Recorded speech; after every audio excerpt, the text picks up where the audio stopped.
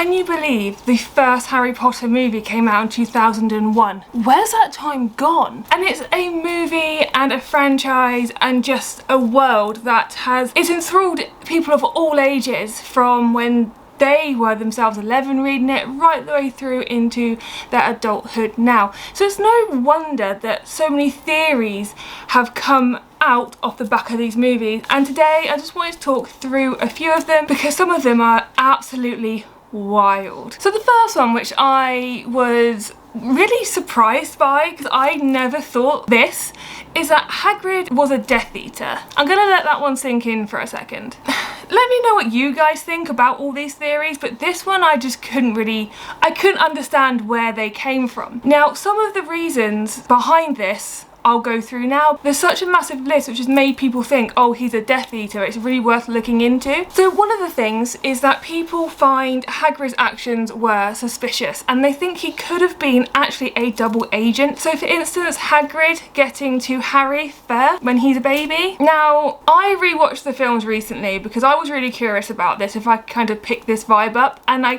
couldn't.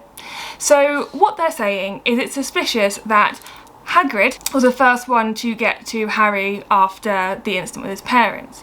But if you recall, Dumbledore knows that Hagrid's there. In fact, you get the sense that Dumbledore sent him. So Hagrid being arguably Dumbledore's most reliable source, it makes sense that Hagrid would know because Dumbledore's told him to go get Harry. See, so for me, that one doesn't really stack up. So Harry and his family were placed under a charm.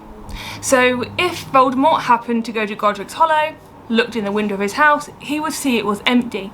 And the only people that would know that this charm had been placed is their secret keeper, which we know to be Peter Pettigrew. But it's not implausible to think that Dumbledore also could have known this information. I mean, I don't know if only one person can be a secret keeper, but having someone else that they know 100%, you know, is gonna be someone they can trust, they could have told Dumbledore, which again feeds into that theory for me that Dumbledore would have told Hagrid because he would have known that they're at Godric's Hollow. They have even gone as far to say that Hagrid giving out information on how to subdue Fluffy when he was drunk is suspicious. Now, I don't know about you, but I think we've all said something that we shouldn't have when we were drunk.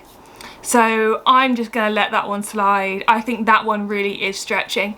So for me, Hagrid being a Death Eater, no, absolutely, I don't agree with that there. So theory number 2, Neville has the wrong wand, which leads to him having poor magical skills. Now this one I can understand. So as we know, the wand chooses the wizard, not the other way around. And Neville actually isn't using his own wand to begin with, he's using his father's wand, which I believe he was kind of pressured into doing from his grandma in sort of like a way to honour his father, Frank. But if you recall, once his wand breaks and he actually gets his own wand from Ollivander's, he actually becomes really good. So for me, this one, I really do, I can get on board with this theory. This theory to me makes sense. Neville didn't have a wand that was suitable for him. It wasn't his core, it didn't choose him. Therefore, he was really fighting an upward battle.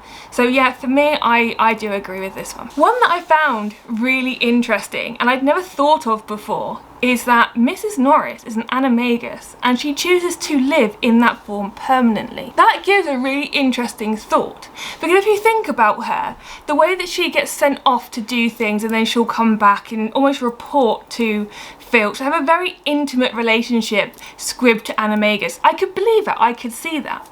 But I do want to throw my own thoughts in there. Obviously we know Peter Pettigrew was an animagus and he chose to live in that form and to be an animagus for a long period of time, 12 years wasn't it? And then, you know, I don't think he ever went back into being animagus after all that whole thing happened. But what if Mrs. Norris was a maledictus? Now, for those of you who know the Fantastic Beasts world as well, you'll know that Nagini is a maledictus, and that is someone who is cursed to change into an animal and then eventually they won't be able to change back. So could we argue that Mrs. Norris is a bit like Nagini and has actually found a human to live alongside, and that she's actually a maledictus and she cannot change back? I mean, it's highly likely Filch has no idea that his cat used to be a human or could turn from human into cat. But for me, yeah, I like this theory. I think it gives a whole different persona and level to Mrs. Norris, and for me, I'm going to believe that she was a maledictus. A theory that I've seen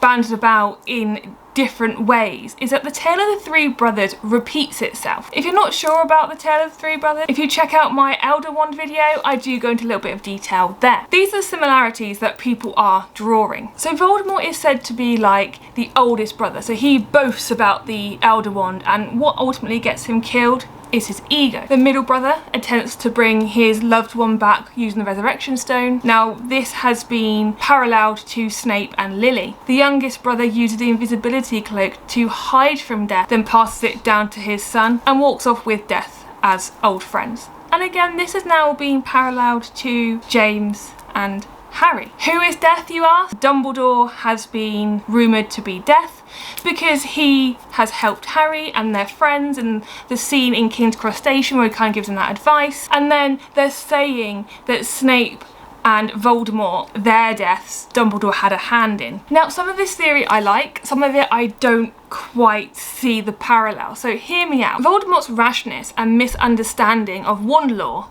in my mind, is what got him killed. Again, do check out that Elder Wand video, which explains a little bit around why the wand didn't respond to Voldemort, but the short of it is, Voldemort, when he tried to disarm Snape, hadn't realised that Snape hadn't disarmed Dumbledore, therefore the wand was never in allegiance to Voldemort. It never was going to be, unless he disarmed Malfoy. So for me, it wasn't necessarily his ego that got him killed, it was just his naivety, his rashness, and his lust for power. I personally don't think that's ego, but you may disagree with me, and that's fine. So the middle brother unsubscribes from this world when he cannot be with his love. Now for me, that's a bit far-fetched when you try and parallel that with Snape. I don't feel that he really unsubscribed from the world. He was sacrificed by Voldemort, wasn't he? So that he didn't go back after the wand or, I guess, challenge him for power. So for me, that doesn't work. And also, if you think about it, Snape was fiercely loyal to Lily to the point that, you know, he did try and look after Harry, sort of. So the whole Snape parallel to the Resurrection Stone, I don't quite get that, and I don't think Snape ever had the Resurrection Stone. So how are people getting from A to B there? I'm really curious. Let me know if you have a theory. Now, the invisibility cloak bit, I get that. I don't really need to put an argument for that. Harry did use it to hide from danger, and it was passed down to him via Dumbledore from his father. That one makes sense. I'm on board with that one. Whilst I agree that in many ways Dumbledore could represent death, he did at one point have all the Deathly Hallows. He had the Resurrection Stone, the Elder Wand, and obviously Harry's invisibility cloak in his possession. But I'm not really sure how he contributed to Snape's death. Again, do let me know if you have a theory around this.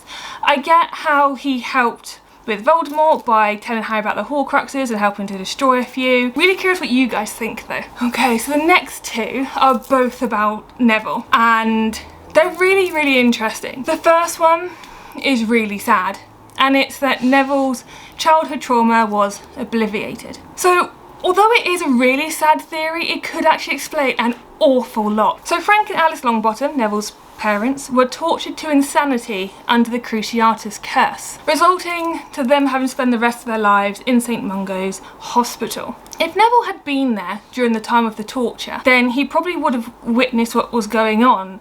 And if you think, I don't know how old he was meant to be at that time, maybe 1, 2, I'm not sure. He probably did have some sort of recollection of it. And it would make sense that they tried to erase his memory. Now, let's just theorise that this didn't go as they planned, and they did a really bad job of it. It could explain why he's got such a bad memory. But let's just fast forward to the 4th movie, where he's watching that spider undergoing the Cruciatus curse, and he has a visceral reaction. That could be purely the fact that he's seeing it being done, and he's like, oh my word, that's what my parents went through. Or was he having a deja vu moment? Albeit probably not quite sure where that deja vu feeling comes from. That could have been what that reaction was. So it doesn't necessarily... So I think this one could be a really strong theory to be confirmed. It actually does bring me nicely onto the next theory, which is Neville is the true chosen one. If you remember the prophecy that Trelawney gave, it says that a child born at the end of the 7th month would destroy Voldemort. However, both Harry and Neville were born at the end of July, and it just so happened that Voldemort went after Harry. Did he go after the wrong child? It is important to note, however, that Frank and Alice were actually attacked after Voldemort fell, and it was by Bellatrix, Barty Crouch Jr., Rodolphus, and Rabastan Lestrange. Now, they're the ones who actually tortured Neville's parents. So this theory doesn't contradict the one before that they were tortured, but they were never tortured by Voldemort, they were tortured by his minions, if you like. So is it possible that Voldemort simply chose the wrong child? He made a 50-50 choice and it went wrong? Could that be what it was? This one is an interesting one because it makes you wonder, actually, if all this happened, you know, and Harry wasn't the right person, would it have been much smoother if Neville was the chosen one? If you think about Neville having the wrong wand, would that have made a massive difference? I'm not sure it would have. I don't think Harry used his wand in the Philosopher's Stone, or in the Chamber of Secrets either. Not in the final showdown, if you like. But then that whole kind of thing around Sirius, that storyline, that wouldn't have really worked either, because why would we have cared? We never really found that much about Neville and his background through the movies. So if he was the chosen one and we've just followed this other kid for 8 movies, like, what? So this one, it's an interesting one that there were 2 kids born at the end of July. I mean, that's not interesting, but the fact that this prophecy mentioned a child at the end of July. But does it really fit into everything else that happens around Sirius Black and all that sort of stuff as well? And the last one I'm just gonna quickly dive into because I just think it's ridiculous, is Harry imagined the whole thing. Now this is a tale as old as time, and then they woke up. Like, how disappointing would that be if this theory got confirmed? That actually, yeah, it was a figment of Harry's imagination due to the suffering and neglect he was feeling.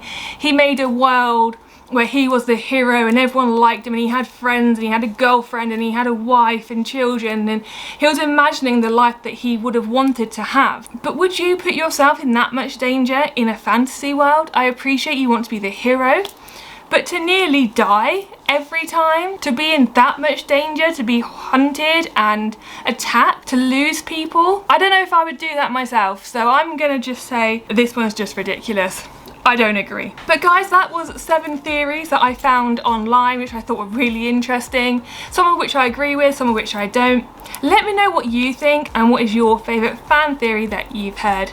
Don't forget to subscribe, guys, so you don't miss anything else we've got coming up, and we'll catch you in the next one.